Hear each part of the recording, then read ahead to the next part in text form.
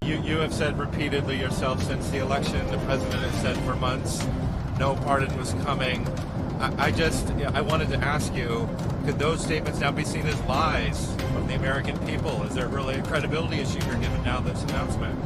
First of all, one of the things that the president always believes is to be truthful to the American people. That is something that he always truly believes.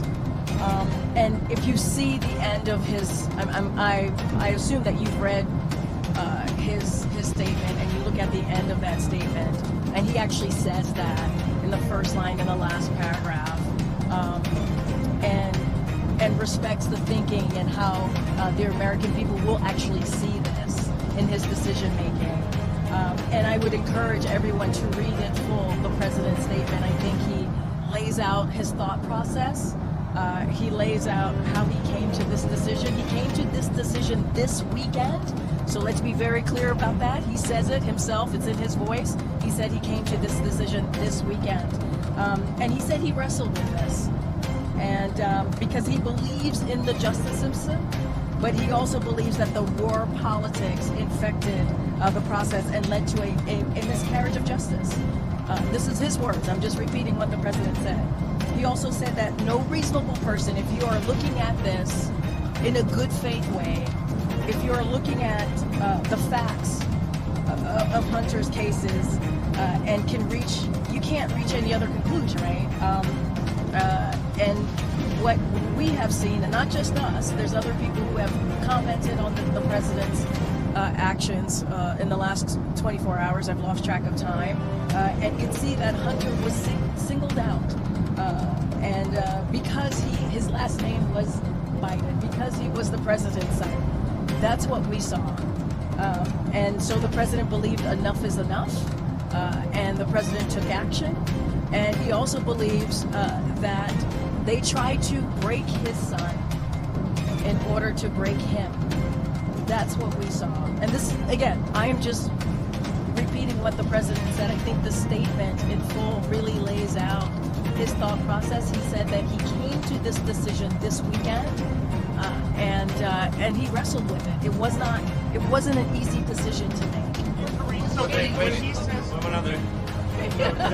Just real quick on that. The two of them were together this weekend. Did the president and Hunter discuss this possibility? Did they talk about this happening?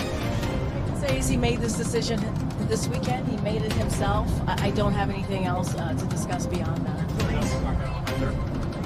Have anything to discuss. I've been pretty consistent in not talking about private conversations that he's had with his family.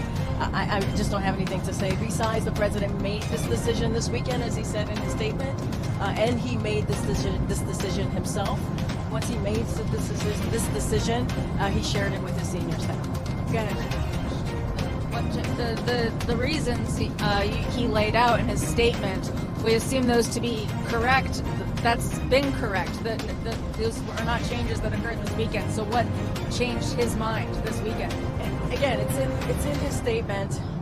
He wrestled with it. He thought about it, and he believed, and what he saw was that his son was singled out. And so he made this decision, and once he made the decision, which was this weekend, he decided to move forward with it and not to wait. I think he truly believed enough is enough. This is we have seen in the last 5 years or so the president's political opponents say this. This is not the president saying it. They said it themselves. They were going after Hunter Biden. And so he made this decision. So, Karine, when the president says that the justice system is infected with politics, how deep is the rot? And how much of the blame does the president take on himself for the fact that his own Justice Department, his appointees, have allowed it to get this bad? And I'm going to get to your answers, but I do want to just share a couple of things from, for example, former Attorney General Eric Holder said, no U.S. attorney would have charged this case given the underlying facts. After a 5-year investigation, the facts as discovered only made that clear. Had his name been Joe Smith, the resolution would have been fundamentally and more fairly a declination, pardon warranted. Former U.S. Attorney to the Eastern District of Michigan, Robert McQuaid, said, pardon of Hunter Biden is the best interest of justice. Based on the facts, most federal prosecutors would have declined to charge him. The botched misdemeanor guilty plea and sentence of the diversion were a tell that the special counsel had the same assessment. One more. Former Deputy Chief of the Criminal Division, Southern District of New York, said, as SDNY Criminal Division Deputy Chief, I was responsible for approving charges and non-prosecution requests. I wouldn't have approved Hunter Biden's tax or gun cases if Hunter's last name wasn't Biden. I don't believe he would have been charged. His pardon is justified. And the president says it. I'm going to pull out his statement.